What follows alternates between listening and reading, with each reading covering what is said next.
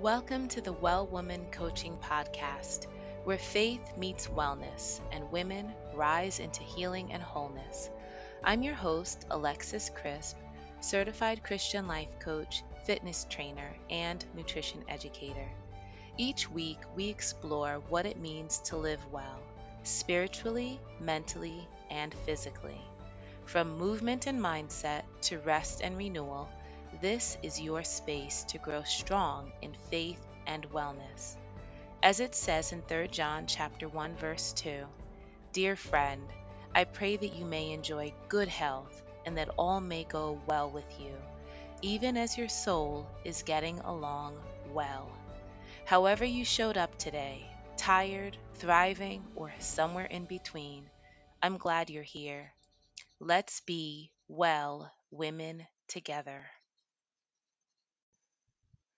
The information shared in this podcast is for educational and entertainment purposes only. It should not be taken as medical advice. Please consult a qualified healthcare professional for any medical concerns. Welcome back. This is Fiber Part 2, talking about keeping things moving. If you listen to the first part, which I highly recommend that you do, we talked about what fiber is and why it matters, and I gave some suggestions on how to improve your fiber intake. Just as a review, we went over how many servings of vegetables we should be having for the day, which is 5 to 7 plus, and that we need that insoluble fiber to help move things along through our digestive tract. Today we are talking about part two, which is the number two. A lot of people are hesitant to talk about this. I am not. We are talking about bowel movements, and it's a part of our healthy digestion and our healthy living. It's important that we talk about it. It's God's waste management system for us. God has designed us so perfectly, and when things are moving regularly in our body, we are getting cleansed, we're absorbing nutrients, and we are releasing waste. And this is what helps to support our physical and emotional health. Are you ready? Let's go deeper. First, let's talk about the science of how fiber helps to keep us regular. As we talked about in part one, fiber is the indigestible portion of plant foods. Because our bodies don't break this down, what it does is it moves through our gastrointestinal tract and it stays mostly intact. That is the part that makes it so powerful.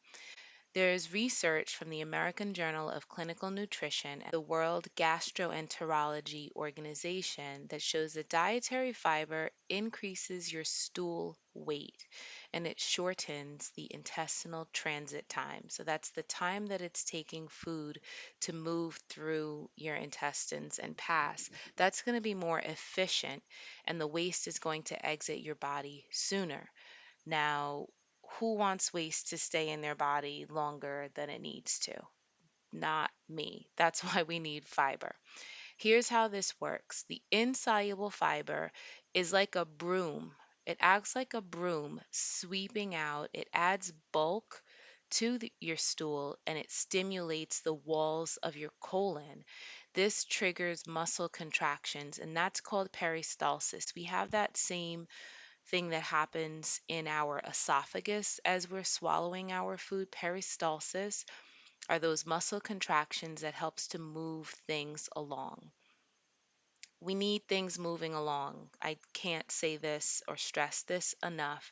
We want this insoluble fiber to come through like a broom, clean out, add bulk, stimulate those walls of the colon, and get our muscles contracting to sweep the waste out of our bodies. Soluble fiber, that's what I have referenced many times as a person who advocates juicing. The juice is the soluble fiber that comes out of the plant. What that does is it helps to attract water and forms a gel. inside and keeps the stool soft. So we need both of these things. We need the soluble, we need the insoluble. It keeps your stool soft and makes it easy to pass. So if you are having hard stools, it's painful when you're using the bathroom. It's possible, it's not possible, it is likely that there is something off about your fiber intake. And we need to get this proper nourishment into our gut. If your gut bacteria is not producing all of the right things from the nutrition that you're taking in, this is going to cause inflammation in the colon. So, getting the right insoluble and soluble fiber is going to reduce inflammation in the colon. I'm going to say that again.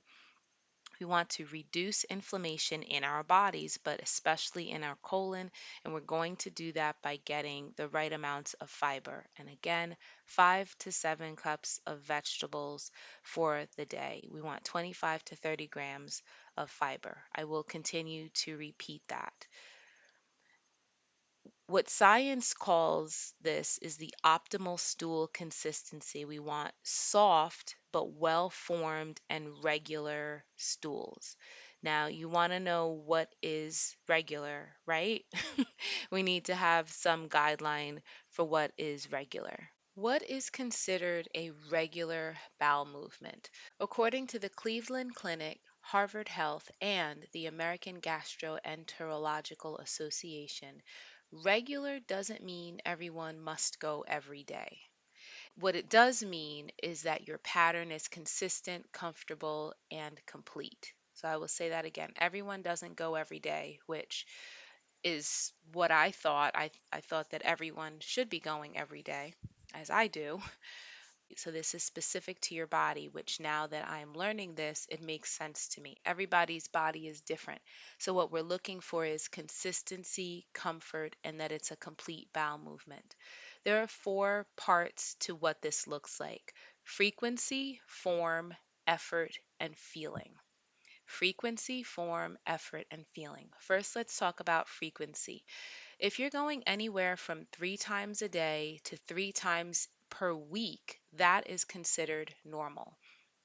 So for me, if I am not going 2 to 3 times per day, something is off. That's inconsistent for my regular pattern. So 3 times a day is normal for me. But again, if you know me, you know that I am having adequate fiber and movement in my life. But for you, if 3 times per week is normal, then that is your normal. What matters most is that it is your personal rhythm.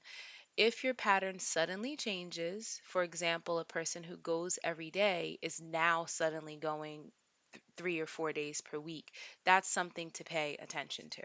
So that's frequency. The next thing we'll talk about is form. Healthy stool is supposed to be soft, well formed, and easy to pass. It should not be watery, it should not be hard pellets. There's actually a guide. It's called the Bristol Stool Chart, Bristol, Bristol Stool Chart, and it has different types of stool.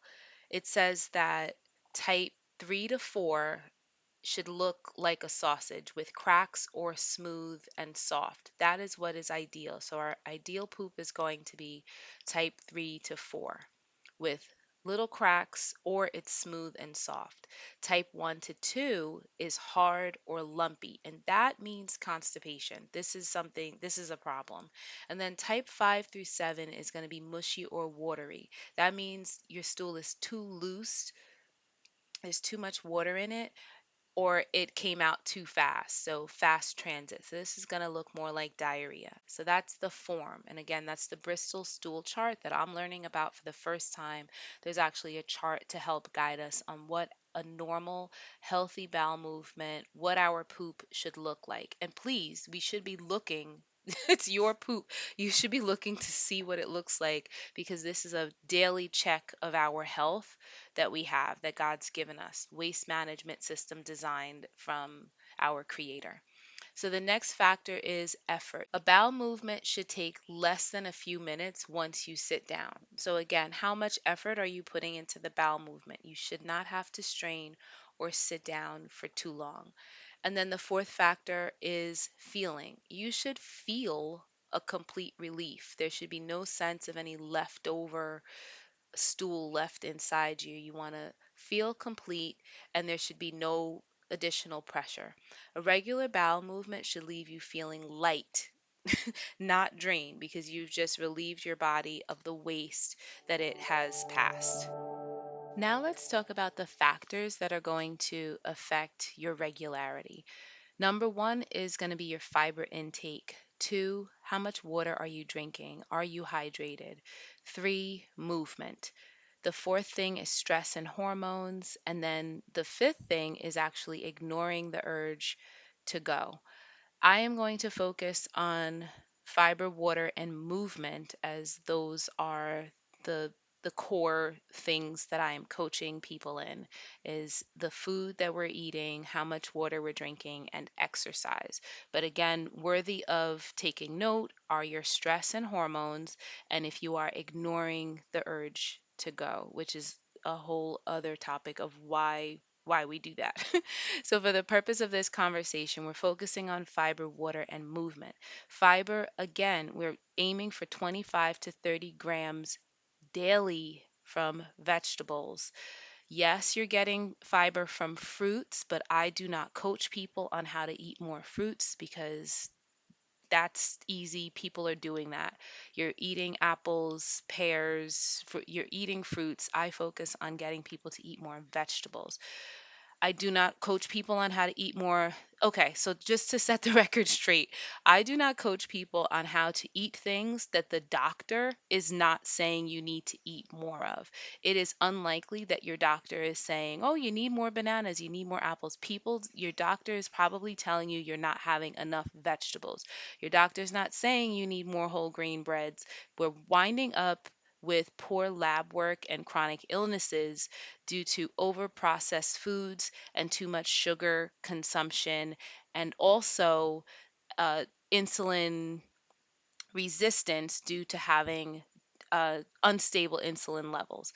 So I'm focusing on inspiring, motivating people to eat more vegetables. But I want to make it clear, yes, you can get fiber from fruits, beans, and whole grains, but that is not on the purpose that God has given me in my coaching and speaking. I did mention in the previous episode some suggestions, strategies, tips on how to get more vegetables into your meal. I have vegetables for breakfast almost every morning. I am not sitting down to have a meal and wasting that opportunity to get this 5 to 7 plus servings of vegetables. If 5 to 7 plus servings sounds like a lot to you, then the next thing that should follow is that when I sit down to eat a meal, I don't want to waste this opportunity to get my numbers up with the vegetables. I'm having 2 to 3 servings of vegetables to start the day. This way, I know even if the rest of the day falls off, at least I've already, before I've even left the house before noon, I'm halfway there. So it's an easy win for me is to rethink what breakfast looks like instead of having anything that's processed and going to wreak havoc on my insulin levels. I am going to have vegetables. The next thing is water. Your intestines rely on hydration to soften stool. How much water should we be having? It's half your body weight in ounces, and we can absorb 8 to 10 ounces of water every 20 minutes. So it's great to have these large water bottles and just guzzle, guzzle, guzzle. But keep in mind to optimize your absorption of water, it's 8 to 10 ounces every 20 minutes. And then movement. Exercise stimulates what we spoke about before, which is peristalsis. Those are the wave like muscle contractions that are happening in your colon. Exercise, exercise, exercise. Who is exercise for? Everyone with a pulse, everyone who is currently living on the earth. No one is exempt. So you must be doing intentional exercise and movement at this stage in our lives in order to live well, in order for our digestive system to be working well, in order for our mental clarity, for all of those things, we need to be exercising. If you want to have a different conversation, different lab work at your next doctor's appointment, you must have some formal and intentional exercise plan for your life. That is going to support all systems of your body, cardiovascular and digestion included, which is the topic of today's message. So, fiber, water, and exercise are what's going to help you have regular bowel movements. I know I've given you a lot to think about, and if getting enough fiber into your daily nutrition, exercise, hydration, you're struggling to have regular bowel movements, if these things have been a challenge, I recognize that it can feel overwhelming. I have been there. I did not start out this way, drinking water and exercising and eating my vegetables at all. The exact opposite, which is why I'm so passionate about this and sharing some of the things that I've done to help become a person who's getting enough fiber, water, and exercise for the day. The best thing you can do is just start your morning with water. You can do that right now. The best time to start something is right now. Don't think about what you have not been doing. Start fresh. Renew yourself daily in God's word and just start fresh every day. You can put a glass of water on your nightstand, wherever you're going to easily reach over to in the morning. You can do that right now to set yourself up to start tomorrow. Eat vegetables at every meal. Like I said, I eat vegetables at my breakfast. If that seems like a bit much to start, then can you start juicing? That is what I did. I wasn't eating vegetables. I started juicing, and I figured that's the best way that I can get that soluble fiber in, get some vegetables into my system more than what I'm having. Anything more than zero is better. So I started juicing. I changed nothing about what I was eating. I just started the morning with that juice on an empty stomach. And what I did is recalibrate and reset my gut health so that I was now craving vegetables. Now I actually desire vegetables. Over the past 5 years of juicing, that has been the result, is that I desire vegetables, I enjoy vegetables, and I like more vegetables than I did initially because that juice helped to change my gut health. And of course, move daily. Even a 10-minute walk is going to encourage intestinal movement. That is my challenge for you. Drink water to start the day. Incorporate vegetables into your meals, at least one serving more per meal than you were having before, and move daily. Can you start taking a 10-minute walk? If you time that walk after eating, I'm telling you the results are going to be remarkable. Track what your rhythm is. What is consistent for you? Are you going one time per day, twice per day, or 3 to 4 times per week so that you know what is regular? This way, when something is off track, you are aware of that. And then you can bring these concerns to your doctor because you are taking care of yourself and keeping track of what your daily rhythm is. If you are listening to the podcast in real time, it is October 2025, and starting on October 13th, I do have an opportunity with Gibbons Family Fitness to share with you that I will put in the show notes. This is a great opportunity for you to work out from the comfort of your own home, beginner level, to get started so that you can change the conversations and results that you are having at your doctor's appointments for your annual exam. So, Gibbons Family Fitness has a class package, and I will put the link to that information in the show notes. As we close, I do want to remind you that regular elimination isn't just a physical process. This is a spiritual principle as well. Our bodies have been designed by God to take in what nourishes and release what no longer serves us. That's balance and that's wellness. A scripture that we can reflect on and hold on to for this week is 2 Corinthians chapter 7 verse 1. Therefore, since we have these promises, dear friends, let us purify ourselves from everything that contaminates body and spirit, perfecting holiness out of reverence for God. When we take care of our bodies, we stay hydrated, eating fiber rich foods, and moving regularly. We are practicing that very purification, and we're honoring God by keeping His temple clean on the inside and out.